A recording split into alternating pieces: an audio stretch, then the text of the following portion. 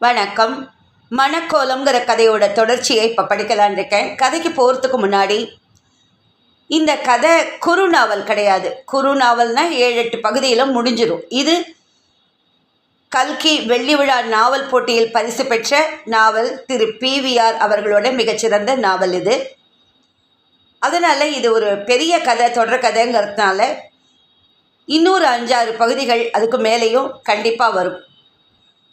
அதனால் கொஞ்சம் பொறுமையாக தான் நீங்கள் எல்லோரும் இந்த கதையை கேட்கணும். மணக்கோலங்கிற அந்த தலைப்புக்கு ஏற்ற மாதிரி 19 வயசுலேயே நிச்சயமான கல்யாணம் நின்று போச்சு. இப்போ நிச்சயமாக இருக்கிற கல்யாணமும் நின்றுட போகிறது. இன்னும் இதுக்கு அடுத்த வர கல்யாணம் எப்படி நடக்குமா என்ன, அவன் மணக்கோலம் காண்பாளா சீதா, இதெல்லாம் நம்ம கதையை படித்து கேட்டு நம்ம தெரிஞ்சுக்கணும். கொஞ்சம் பொறுமை வேணும். ஒருத்தர் கூட சொல்லியிருந்தா ஒரு 2 நாளில் கதையை படித்து முடிச்சுட்டு வேறு கதை படிக்கலான்னு. அந்த மாதிரிலாம் இந்த மாதிரி கதையை படிக்க முடியாது. அந்த கதையோட அழகே போயிடும். அந்த எழுத்து நடையை படிக்கிறதுக்காக தான் இந்த மாதிரி கதையெல்லாம் படிக்கிறோம். அதில் கூட நான் நிறையா ஃபில்டர் பண்ணி படிக்கிறேன். அப்படியும் முக்கியமானதெல்லாம் படித்து தானே ஆகணும். அதனால் கொஞ்சம் பொறுமையாக கதையை கேளுங்க. இப்போ கதைக்கு போகலாமா? சார், எனக்கு 15 வருஷமாக இந்த ரகுபதியை தெரியும். இந்த பயல் என் ஊரில் தான் கல்யாணம் பண்ணிட்டான். அப்போ அவனுடைய அப்பாவே அவனை உபயோகமற்ற பிள்ளை என்று ஊரறிய விரட்டி அடிச்சிருந்தார். வீடு வாசல் ஒன்றிலும் உரிமை கிடையாதுன்னு வேற பிரகடனப்படுத்தியிருந்தார். அவனுடைய அப்பா கூட கல்யாணத்துக்கு போகலை. அம்மா பிள்ளையின் அயோக்கியத்தனத்தை காண சகிக்காமல் முன்னாடியே செத்து விட்டாள். காவேரி ஸ்நானத்துக்கு போன ரகுபதியின் அப்பாவுக்கு கரையில் ஹார்ட் அட்டாக். அதுக்கப்புறம்தான் மெட்ராஸ் வந்தான். கோதண்டராமனின் தயவில் பணம் புரண்டது. இந்த கம்பெனியை ஏமாத்தினான் அவருக்காக. கடைசியில் அவரையும் 20,000க்கு ஏமாத்தினான். இப்போ ஷா அண்ட் ஷாவில் என்ன செய்கிறானோ, சீட்டாட்டம், ரேஸ், குடி, இதெல்லாம் அவருடைய 3 சொர்க்கங்கள் இப்போது என்று இழுத்தான் சேஷன். ரகுபதி அந்த பெண்ணை அழைத்து வந்து வைத்து கொள்ளவில்லையா என்று கேட்டான் சந்தானம். அப்பா செத்தபோது அவள் நிறை கர்ப்பிணி. பிறந்த வீட்டிலிருந்து அவள் கிளம்புறதுக்குள்ள இவனுக்கு ரொக்கமும் வீடும் கிடைச்சிடுத்து. என்னென்னவோ சால்ஜாப்புகள் சொல்லி தட்டி கழித்தான். அவளும் இலவு காத்த கிளி மாதிரி அவன் மாதம் அனுப்பி வைத்த 50 ரூபாய் மணி ஆர்டரில் கையெழுத்து போட்டுக்கொண்டே காத்து கொண்டிருந்தாள். ஏழை பெண், தைரியம் இல்லை. அப்பாவுக்கு வைதிக தொழில், என்ன செய்வார்? கோர்ட்டு கீற்றுன்னு ஏறிக்கொண்டிருந்தால் இருக்கிற அமாவாசை வரும்படி கூட போய்விடும். நீ போய் அழைத்து கொண்டு வந்து விட்டாய் என்று ஆச்சரியமும் ஆனந்தமும் ததும்ப சந்தானம் சேஷன் முதுகில் தட்டினான். சேஷன், உன்னால் தான் 2 பேருக்குமே புது வாழ்க்கை கிடைச்சிருக்கு. அந்த பெண் சாரதாவுக்கு புது வாழ்வு கிடைக்கும்னு எனக்கு தோணலை. அவளை இனிமேல் ரகுபதி ஏறெடுத்து பார்க்க மாட்டான். அவளுக்கும் வெறுப்பும் விரக்தியும் வந்தாச்சு. ஏற்கவும் மாட்டாள். தன் பிள்ளைக்கு ஏதாவது சொத்துல பங்கு கிடைச்சா அதை வச்சுண்டு அவனை நன்னா படிக்க வைக்கலாம்ங்கிற ஆசை தான் அவளுக்கு. அவளுடைய இந்த ஆசையும் உபயோகப்படுத்தி கொண்டு தான் அழிச்சின்னு வந்திருக்கேன். அந்த பிள்ளைக்கு சொத்தை வாங்கி கொடுக்குற பொறுப்பு இனிமேல் உன்னையும் என்னையும் சேர்ந்தாகிவிட்டது. வக்கீல் ஃபீஸ், கோர்ட்டு செலவு எல்லாம் நான் தரேன். ஆமாம், அவங்க இப்போ எங்கே இறங்கி இருக்கிறார்கள்? நான் இருக்கிற இடத்துக்கு பக்கத்திலேயே தான் ஒரு ஐயங்கார் இருக்கிறார். ரொம்ப நல்லவர். 2 நாள் தம் வீட்டில் தங்க அனுமதி கொடுத்தார். நீ செஞ்சிருக்கிற இந்த புண்ணிய காரியத்துக்கு நானும் சரி, சீதாவும் சரி, என்ன கைமாறு செய்தாலும் போராது சேஷா. நீ தான் ரியல் ஹீரோ. நீங்கள் என்னை ரொம்ப புகழ்கிறீர்கள் சார். சேஷன் போய்விட்டான். அவனை உள்ளமெல்லாம் பிரமிப்பும் பெருமையும் நிரம்ப பார்த்து கொண்டே இருந்தான் சந்தானம். சீதாவின் வாழ்க்கை பாதையே அல்லவா அவன் திசை மாற செய்து விட்டான். இதற்கு சேஷனுக்கு கனகாபிஷேகம் செய்தால் கூட போதாது. 4:30 மணிக்கு சந்தானம் வீட்டை அடைந்தபோது பெட்டிகள், கூடைகளுடன் படுக்கைகளும் கிடந்தன. கமலா தலைவாரி கொண்டிருந்தாள். சந்தானத்தை பார்த்ததும் எல்லாம் தயார் என்று சொல்லி சிரித்துவிட்டு, ஜானா, சந்தானம் சார் வந்தாச்சு என்று இறைந்தாள். இதோ வரேண்டி, ஏன் இப்படி கத்துற? அடுத்த நிமிடம் ஜானா ஒரு பொட்டலத்துடன் அவனை நோக்கி புன்முறுவல் பூத்துக்கொண்டே வந்தாள். இந்தாருங்கள், என் அக்காவான சீதாவின் கல்யாணத்தை உத்தேசித்து என் அம்மாவான பாகீரதி அம்மாளின் ஆங்கியப்படி வாங்கிய ஒரு ஜோடி வேஷ்டியும் ஒரு டெர்லின் ஷர்ட்டும். இதை நான் பணிவன்புடன் சமர்ப்பிக்க தாங்கள் தயை கூர்ந்து ஏற்றுக்கொள்ள வேண்டும். ஜானா, நீ போஸ்ட் ஆஃபீஸை விட்டுவிட்டு சினிமாவுக்கு டயலாக் எழுதப்போ. சந்தானம் சிரித்துக்கொண்டே பொட்டலத்தை வாங்கி கட்டை அவிழ்த்தான். என்னுடைய ஷர்ட்டின் அளவு எப்படி தெரிந்தது? ஏன், உங்கள் அறை முழுவதும் அதுதானே எரிஞ்சு கிடக்கு. உன்னை கையில் எடுத்துட்டு போனேன். கலர் எப்படி, நன்னா இல்லை? பிரமாதம். சொன்னவன் பிரித்து பார்த்துவிட்டு மீண்டும் மடித்துவிட்டு, நான் இதையெல்லாம் என்னைக்கு போட்டுக்கணும் என்று கேட்டான். இது என்ன அசட்டு கேள்வி? நாளன்னைக்குத்தான். முடியாது. நான் இன்னைக்கு சாயங்காலம் சரியா 5:30 மணிக்கு போட்டுக்கொள்ளப் போகிறேன். அது சரி, இன்னைக்கு நமக்கு ரொம்ப வேண்டப்பட்டவர்கள் 2-3 பேர் வருவார்கள். அவர்கள் வந்தால் காப்பி பலகாரம் எல்லாம் கொடுக்கணும். என்ன? வரப்போகிறவர்கள் யார்? இப்போ மணி 4:45. இன்னும் 1/4 மணி நேரம் பொறு. 5 அடிக்க இன்னும் சில நிமிஷங்களே இருந்தன. அப்போது காப்பியை குடித்து கொண்டிருக்கையில் பாகிரதி அம்மாள் வந்தாள். நீயும் வந்துவிடேன் என்றாள் அவள் சந்தானத்திடம். பல நாட்களுக்கு பிறகு சாந்தமாக பேசும் அவளை பார்த்து அவன் சிரித்தான். அவளுடைய சாந்தத்துக்கு காரணம் தன் லட்சியம் பூர்த்தியாகிறது என்கிற எண்ணம் ஒன்றுதான் என்று சந்தானத்துக்கு தெரியும். திடீரென ஒரு கார் வரும் சத்தம் கேட்கவே அவன் சொன்னான், நீங்களே கல்யாணத்துக்கு போக போறதில்லை. 2வது தடவையாக சீதாவின் கல்யாணம் தடைப்படுகிறது. ஆனால் இது நல்லதற்குத்தான். அவனுடைய குரல் நாராசமாக பாகிரதியின் காதில் விழ அவளுடைய தலை சுற்றியது. அருகே நின்ற சீதா திடுக்கிட்டு போய் சுவரில் சாய்ந்து கொண்டாள். ஜானா ஒன்றும் புரியாமல் விழித்தாலும் அவ்விழிப்பில் ஏதோ ஒரு திருப்தி ஒளி வீசியதை கண்டுகொண்டான் சந்தானம். கமலா திறந்த வாய் மூடாமல் நின்றாள். பாகிரதி தன்னைத்தானே சமாளிப்பதற்குள் வந்து கொண்டிருந்த கார் வீட்டு வாசலின் முன் நின்றுவிட்டது. சேஷன் முன் சீட்டிலிருந்து இறங்க மாதரசி ஒருத்தியும் 14 வயது பையன் ஒருவனும் பின் சீட்டிலிருந்து இறங்கி நின்றார்கள். திகைப்பும் ஆச்சரியமும் கலந்த உணர்ச்சிகள் பாகிரதியை கட்டி போட்டன. யார் இவர்கள் என்று அவளுடைய குரல் தீனமாக கேட்டது. சார், சேஷன் இப்போது எதற்கு வருகிறார் என்று கேட்ட ஜானா ரேழி பக்கம் போனாள். நீ இங்கேயே இரு ஜானா என்றான் சந்தானம். சிறிது நடந்தவள் சட்டென்று நின்றுவிட்டு மெதுவாக திரும்பி வந்தாள். நிதானமாக முன்னேறி வந்த சேஷன், சாரதா வா, பயப்படாதே. இங்கே இருக்கிறவர்கள் தங்கமான மனுஷால்தான். டே கோபு வாடா, அப்புறம் தெருவில் பம்பரம் விளையாடுறத பார்க்கலாம் என்றான்.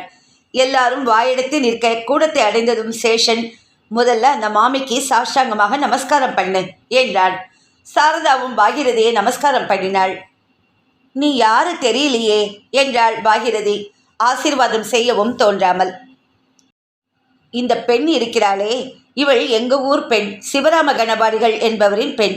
அவன் இவளுடைய பிள்ளை, கோபாலகிருஷ்ணன்னு பேரு. இந்த பிள்ளையோட தகப்பனார் இவளை நிர்கதியாக விட்டுவிட்டு போய் 14 வருஷங்கள் ஆகின்றன. அதாவது இந்த பையனோட வயசாகிறது. திடீரென்று பாகிரதியின் உள்ளத்தில் ஒரு பயம் கவ்வியது. சேஷன் தொடர்ந்தான், இந்த பிள்ளையின் அப்பாவுக்கு நாளன்னைக்கு கல்யாணம்னு கேள்விப்பட்டேன். அது நடக்கிறதுக்கு முன்னால இவளுக்கு ஒரு கதியும் வழியும் வேணும். அதுக்கு தான் நாங்கள் வந்திருக்கிறோம்.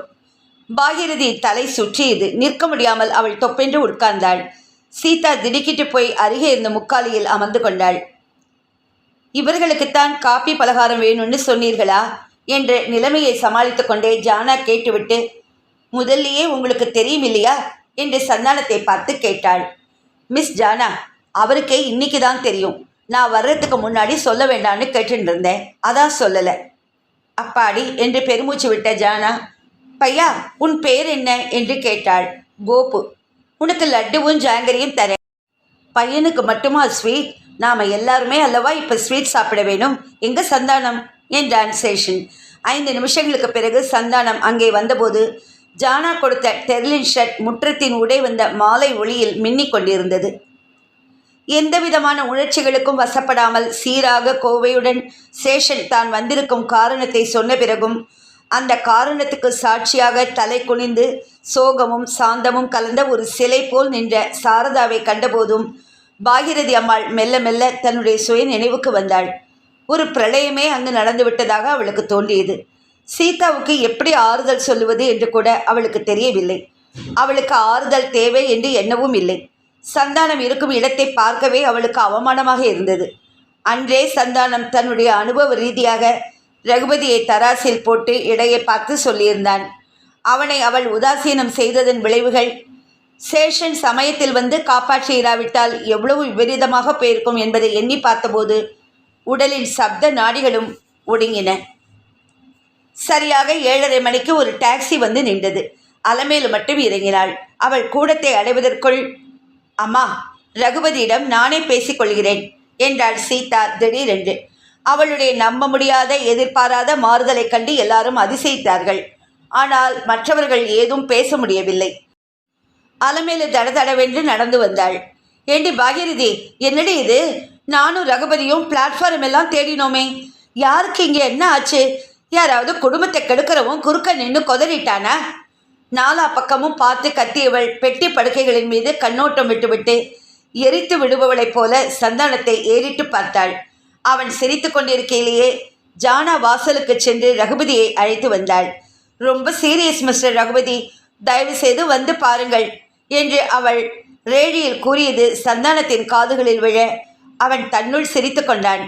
ஜானாவின் சாதுரியத்தையும் மனம் புகழ்ந்தது. அவன் கூடத்தை அடைந்ததும் ஜானா வாசல் கதவை சாத்தி தாளிட்டு விட்டாள். எல்லாருக்கும் நடுவே ரகுபதி நின்றான். சேஷனை பார்த்தபோது ஆச்சரியத்தை விட ஆத்திரமே எல்லை மீறி வந்தது.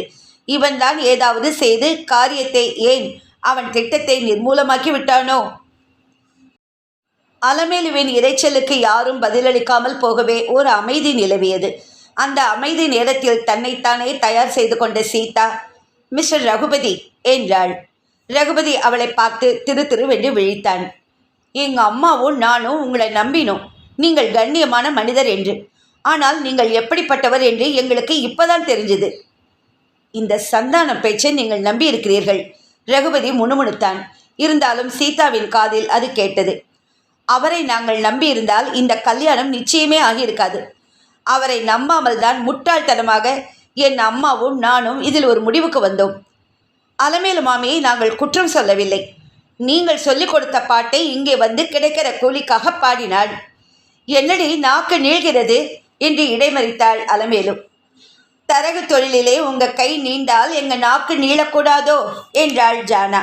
ஜானா, நீ பேசாமல் இரு என்று கையமர்த்திவிட்டு சீதா மேலே தொடர்ந்தாள். இதோ இங்கே அந்த அறையிலே 2 பேர் இருக்கிறார்கள். அவர்கள் யார் என்று முதலில் உங்கள் வாயால் எங்களுக்கு சொல்லுங்கள். அடுத்த கணம், கோபு, நீயும் அம்மாவுமாக இங்கே வாருங்கள் என்று அழைத்தாள் ஜானா. சாரதா தலை குனிந்து கொண்டு அடிமேல் அடி வைத்து வர கோபு அவளை தாண்டி முன் வந்தான். இவர்கள் யார்? சீதாவின் குரலில் யாருமே இதுவரையில் உணர்ந்தறியாத கடுமையையும் ஆணவத்தையும் கண்ட தாயாரும் தங்கைகளும் சந்தானமும் வியந்தார்கள். இது என்ன நாடகம் என்று ரகுபதி சீறினான். நீங்கள் நடத்தவிருந்த நாடகம் எங்களுக்கு என்னன்னு புரிந்துவிட்டது. இது என்னன்னு உங்களுக்கு புரியவில்லையா? இவள் யார்? அந்த பையன் யார்? இப்போது கலகலவென்று சிரிப்பொலி கேட்டது. சேஷன் சார், ரகுபதி சார், அந்த கேள்வியை நான் இருக்கும்போது கேட்காதீர்கள் என்றான். இதெல்லாம் உன் வேலைதானா? உங்களுக்கு எப்படி தோன்றுறது? இதுக்கு நீ நன்னா வாங்குவாய். இப்போ யாருக்கிட்ட வாங்குகிறார்கள்? ஜானாவும் கமலாவும் சிரித்தார்கள். வாய் திறவாமல் பாகிரதியும் சந்தானமும் நின்றார்கள். சீதா, கட்டின பெண்டாட்டியை இவள் என் பெண்டாட்டின்னு சொல்லிக்க உங்களுக்கு வெக்கமா, வெறுப்பா, இல்லை பயமா என்று கேட்டாள். நான் 2ஆம் தாரன்னு சொல்லித்தான் இதற்கு ஏற்பாடு செய்தேன், அது தெரியும். ஆனால் நீங்களே என் ஆஃபீஸ்க்கு வந்து என்கிட்ட பேசினீர்களே, அப்போ என்ன சொன்னீர்கள்? கல்யாணமான உடனேயே மனைவி இறந்து போய்விட்டாள் என்றீர்கள். ரகுபதியால் பேச முடியவில்லை.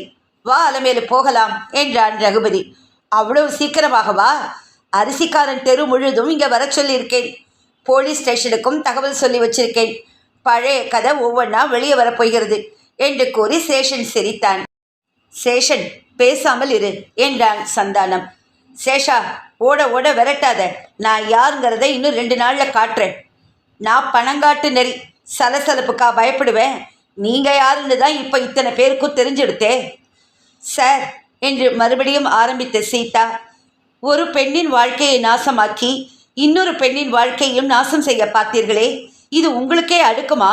நான் என்ன தப்பு செஞ்சேன் என்றாள். ரகுபதி வாய் திறக்கவில்லை. சரி சரி, போதும், அவர்களை அனுப்பு. தலைக்கு வந்தது தலைப்பாகையோடு போச்சுன்னு இருப்போம். உன் தலையெழுத்து இப்படி இருக்கணும்னா இவர்களை நாம நொந்து என்ன புண்ணியம் என்றாள் பாகிரதி. சந்தானமும் அதை ஆமோதிப்பது போல, ஜானா, கதவை திற என்றான். வாயையே திறக்காத அலமேலம்மாள் மெதுவாக நழுவினாள். ரகுபதியும் மெதுவாக நகர்ந்தான். உன் அப்பா கூட நானும் நீயும் வரலாமான்னு கேளுடா கோபு என்றாள் சாரதா திடீரென்று. கம்மியாக அவளது குரலிலிருந்து இத்தனை நேரமும் அவள் பிறர் அறியாமல் அழுதிருக்கிறாள் என்று தெரிந்தது. நீயே கேளு சாரதா என்றான் சேஷன். நாங்களும் வரலாமா? ரகுபதி திரும்பி கூட பார்க்கவில்லை. சரி, கோர்ட்டில் பார்த்துக்கலாம் என்றான் சேஷன். ரகுபதி காதில் வாங்கி கொள்ளாமல் வெளியேறினான். 9 மணிக்கு மேல் ஸ்டேஷன் சாரதாவையும் கோபுவையும் அழைத்து கொண்டு வெளியேற சந்தானம் அழுது கொண்டிருந்த சீதாவை பார்த்து, நீ அழறதுதான் வேடிக்கையாக இருக்கிறது, எதற்காக அழுகிறாய் என்று கேட்டான். ஒன்றுமில்லை என்று சீதா கண்களை துடைத்து கொண்டாள். அந்த சமயத்தில் தனக்கும் கல்யாணத்துக்கும் பொருத்தமே இல்லை என்ற எண்ணம் எழுந்து வேரூன்றி நின்றது. சந்தானம் தனது அறையை நோக்கி நடந்தான். ஜானா, என்ன சந்தானம் அவசரம் என்று கேட்டாள். நீங்கள் எல்லோரும் கட்டிய மூட்டையை அவிழ்க்கணும், நான் மூட்டையை கட்டணும் என்றான் சந்தானம் ஒரு கணம் நின்றுவிட்டு. என்ன சொல்லுகிறீர்கள் என்றாள் ஜானா. ஆமாம், நான் அறையை நாளைக்கு காலி பண்ணுகிறேன். இதை கேட்டு கமலாவும் ஜானாவும் ஸ்தம்பித்து நிற்க சீதா திடுக்கிட்டாள். பாகிரதியால் தன் காதுகளையே நம்ப முடியவில்லை. சந்தானம் அறைக்குள் வந்து உட்கார்ந்தான். மனத்துக்கு ஓய்வு தேவை என்று படவே அவன் கண்களை மூடிக்கொண்டு நிச்சிந்தையாய் இருக்க முயன்றான். மறுநாள் காலையில் சீதா ஏதோ காரியமாக சந்தானத்தின் அறைக்குள் வந்தபோது அவனுடைய சாமான் எல்லாம் ஒழுங்காக 2-3 பெட்டிகளில் வைக்கப்பட்டிருப்பதை கண்டாள். சந்தானம் சீதா வந்ததையும் அறியாமல் மேஜை டிராயரில் ஏதோ தேடிக்கொண்டிருக்க அவள் சிறிது நேரம் அசைவற்று நின்றுவிட்டு மெதுவாக கேட்டாள். இதன் அர்த்தம் எனக்கு புரியவில்லை என்றாள். ஏன்? நீங்கள் காலி பண்ண போகிறேன்னு ஜானா கிட்ட சொன்னபோது திகைப்பாக இருந்தது. சந்தர்ப்பம் சரியாக இல்லாதனால் அப்புறம் கேட்டுக்கொள்ளலான்னு இருந்துவிட்டேன். ஆனால் நீங்கள் அவசரப்பட்டு இப்படி என்று குழறினாள். இந்த முடிவு அவசரப்பட்டு எடுத்த முடிவு அல்ல சீதா. உன் கல்யாணம் நிச்சயமானதும் நான் வெளியேறி இருந்தால் ஊரார் 4 பேச காரணம் உண்டாகும். நீங்களும் என்ன நினைப்பீர்கள்? அம்மா கோபித்து கொண்டாள், அதனால் நான் வெளியேறிவிட்டேன் என்று நினைப்பீர்கள். நான் எப்படி சிநேகமான முறையிலே வந்தேனோ அதே பாவத்தோடு செல்ல வேண்டும் என்று ஆசைப்பட்டேன். தெய்வ அனுகூலத்தாலே அது நிறைவேறுகிறது. நாங்கள் என்ன குத்தம் செய்தோன்னு சொல்லுங்கள், மன்னிப்பு கேட்கிறோம். சீதாவின் குரல் கம்மியது. யாரும் எந்த குற்றமும் செய்யவில்லை. ஒரு நாள் இல்லாவிட்டால் ஒரு நாள் நான் போக வேண்டிய அந்நியன்தானே. நாங்கள் உங்களை அப்படி என்றைக்காவது நடத்தியிருக்கோமா? இல்லை. ஆனால் உண்மையை நாம் என்ன முயன்றாலும் மாற்றிவிட முடியாதல்லவா? என் அம்மா ஏதோ தன் வசப்பட்டு போய் வாய் வார்த்தையால் உங்கள் மனத்தை புண்படுத்தியிருக்கலாம். அதற்காக நான் இப்போ கிளம்பவில்லை. அதே உன் அம்மா எத்தனை முறைகள் என் மனசுக்கு இனிமையாகவும் இருந்திருக்கிறாள். அதையெல்லாம் நான் மறக்க முடியுமா? ஆனால் நீங்கள் போகிறதாக இந்த முடிவு இந்த கல்யாண விஷயத்துக்கு அப்புறம்தான் ஏற்பட்டிருக்கிறது. அப்போ இதுக்கும் அதுக்கும் சம்பந்தம் இருக்கிறது என்று நான் சொன்னால் உங்களால் அதை மறுக்க முடியாது இல்லையா? நான் ஒப்புக்கொள்ளவும் இல்லை, மறுக்கவும் இல்லை. எங்கே இருந்தாலும் நான் உங்களை எல்லாம் அடிக்கடி பார்த்து விசாரிக்காமல் இருக்க மாட்டேன். நீங்கள் இவ்வளவு பிடிவாதமாக போகிறபோது அந்த குச்சத பிரச்சனமே தேவையற்றது. மனசாட்சியை திருப்தி செய்வதற்காக செய்யப்படுவது என்று எனக்கு படுகிறது. சந்தானம் அவளை பார்த்துவிட்டு நிதானமாக சொன்னான். சீதா, உன் நல்ல மனசும் பெருந்தன்மையும் தான் என்னை எப்போதுமே நீ என் சொந்த தங்கையாக இருந்திருக்கக்கூடாதா என்று ஏங்க வைக்கும். நீங்கள் 3 பேரும் உங்கள் அம்மாவும் இது நாள் வரை மனம் கோணாமலேயே இருந்திருக்கிறீர்கள். அம்மா கோவிச்சதாக நீங்கள் எல்லோரும் சொல்லிக் கொண்டிருக்கிறீர்கள். ஆனால் நான் எப்பவுமே அப்படி நினைக்கவில்லை. இவ்வளவெல்லாம் இருந்தும் நான் கிளம்புகிறேன் என்றால் அதற்கு முக்கியமான நோக்கமும் இருக்கலாம் அல்லவா? அது என்ன?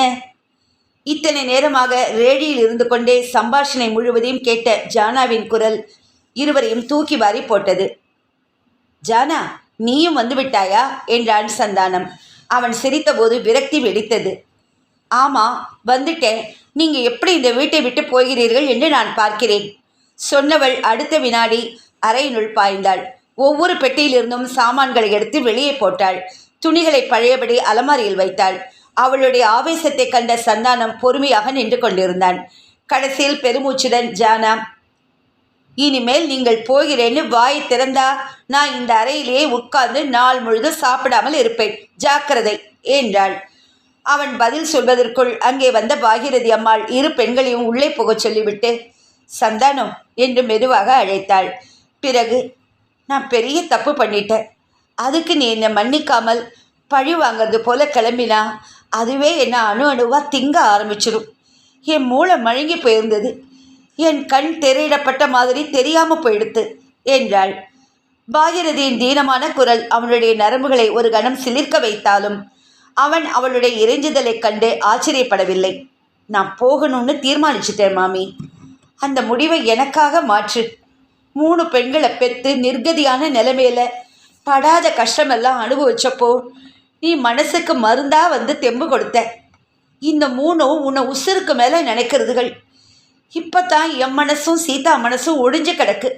நீ இந்த சமயம் பார்த்து, நான் இங்கே இல்லாட்டாலும் பக்கத்திலேயே தான் இருப்பேன் மாமி. நீ இந்த இடத்த விட்டு ஒரு அடி விலகி போனாலும் மனசை விட்டு காது தூரம் போயிட்ட மாதிரி எங்களுக்கு தோன்றும். வீட்டுக்கு ஒரு புருஷ துணையாக தைரியமாக இருக்கிற நீ இல்லாத போது தான் எங்களுடைய நஷ்டம் தெரியும். இப்போ எல்லாத்தையும் மறந்துடணும்னு நான் பார்க்குறேன். அது கூடாதுன்னு நீ போகிற. என்னை மன்னிச்சிருங்க மாமி. இந்த விஷயமா நாம் என்ன பேசினாலும் எத்தனை நேரம் பேசினாலும் யாருக்கும் திருப்தியான முடிவு கிடைக்கும்னு எனக்கு தோணலை. அவசரப்பட்டுண்டு இன்றைக்கே நீ கிளம்பும்படியாக ஒன்றும் நேரலையே, கொஞ்சம் பொறு. இந்த வீட்டுக்கு வந்ததுலேருந்து நீங்கள் சொன்ன எந்த வார்த்தையும் நான் மீறினதில்லை. அந்த வழக்கத்தை இப்போ மாற்றாத. நான் இது நாள் வரைக்கும் என்ன நினச்சிட்டு இருந்தேன் தெரியுமா? இந்த 3 பெண்களும் ஒவ்வொருத்தராக அவரவர் சேர வேண்டிய இடங்களுக்கு போனப்புறம் நீயும் நானும் ஒரே இடத்துல இருந்து உன் பிள்ளை குட்டிகளை வளர்த்து கடைசியில் உன் காலடியிலேயே பிராணனை விடணும்னு இருந்தேன். பிள்ளை இல்லாத எனக்கு பிள்ளையாக வாய்த்து விட்டாய்ன்னு எண்ணி இருந்தேன். என் புத்தி ஹீனத்தில் என்னென்னவோ பேசியிருப்பேன். நிதானம் இழந்து அப்படியெல்லாம் பேசினதெல்லாம் தப்பு தான். நீ நல்லது நினச்சி தான் இந்த கல்யாணம் வேண்டான்னு சொன்னேன்னு என் புத்தி போகலை. அதுக்கு என் தப்புக்கு என்ன பிராயச்சித்தம் வேணும்னாலும் செய்ய தயார். பாகிரதி அம்மாளுடைய கண்கள் கலங்கி கனத்தன. தலை குனிந்து மீண்டும் அவள் நிமிர்ந்தபோது கண்ணீர் அவளுடைய ஒட்டிய கன்னங்களில் வழிந்தோடியது. இவளை இப்போது என்ன பேசியும் சமாதானப்படுத்த முடியாது என்று மௌனம் சாதித்தான் சந்தானம். அவனுடைய நீண்ட மௌனமே திருப்தி அளித்தது பாகிரதிக்கு. சந்தானம் தன் வேண்டுகோளுக்கு இணங்கிவிட்டான் என்ற நிம்மதியுடன் அவள் மௌனத்தை கலைக்காமலே திரும்பிச் சென்றாள். இதன் தொடர்ச்சியை அடுத்த பகுதியில் படிக்கிறேன்.